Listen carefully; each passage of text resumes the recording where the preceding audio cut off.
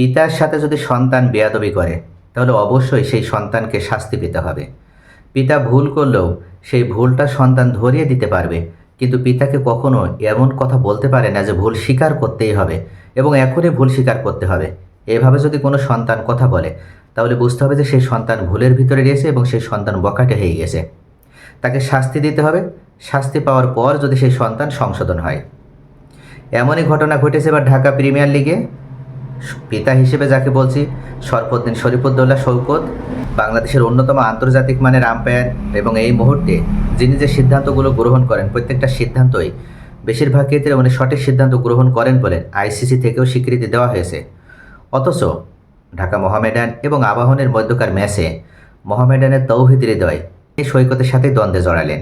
শুধুমাত্র দ্বন্দ্ব জড়িয়েই শেষ নয়, ইবাদত হোসেনের বলে তৌহিদ হৃদয় যে আবেদনটি করলেন সেই আবেদনে কোনোভাবে সৈকত আঙুল উঠালেন না।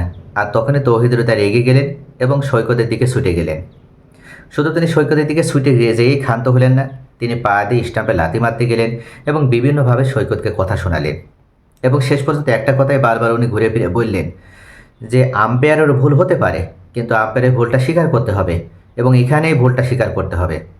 কিন্তু সৈকত ভুল স্বীকার করতে নারাজ। তিনি বলেছেন যে এটা আউট ছিল না এবং তিনি এই কথার উপরে শেষ পর্যন্ত দাঁড়িয়ে থাকলেন।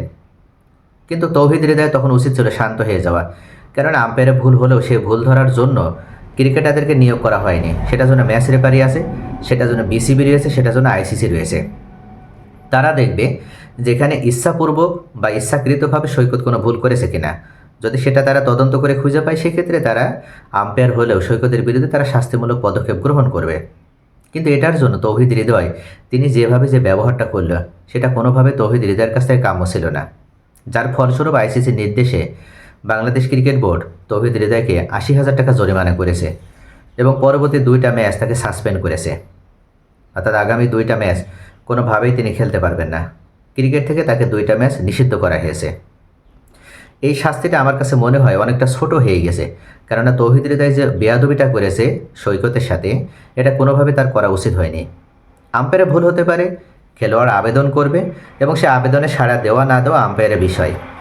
এখানে আম্পায়ারের সাথে মুখোমুখি তর্ক করা, আম্পায়ারের চোখে আঙুল দিয়ে তাকে ভুল ধরিয়ে দেওয়া, এই বিষয়টি কোনোভাবে তৌহিদ হৃদয় ঠিক হয়নি। তৌহিদ হৃদয়কে এখনই এই বিষয় থেকে তাকে কিন্তু সংশোধন হতে হবে, নতুবা ভবিষ্যতে দেখা যাবে যে সে যত ভালো মানের ক্রিকেটার হন না কেন, তার বেয়াদবির কারণে, উচ্ছৃঙ্খলতার কারণে এবং তার অধ্যতের কারণে হয়তো সে কখনো আর আন্তর্জাতিক ক্রিকেটে ফিরতে পারবে না।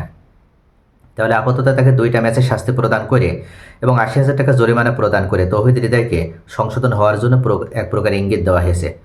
অবশ্যই তৌহিদ হৃদয়কে সংশোধন হতে হবে, কেননা তৌহিদ হৃদয় বাংলাদেশের অন্যতম রত্ন এবং বাংলাদেশ মিডল অর্ডারের অন্যতম ভরসা।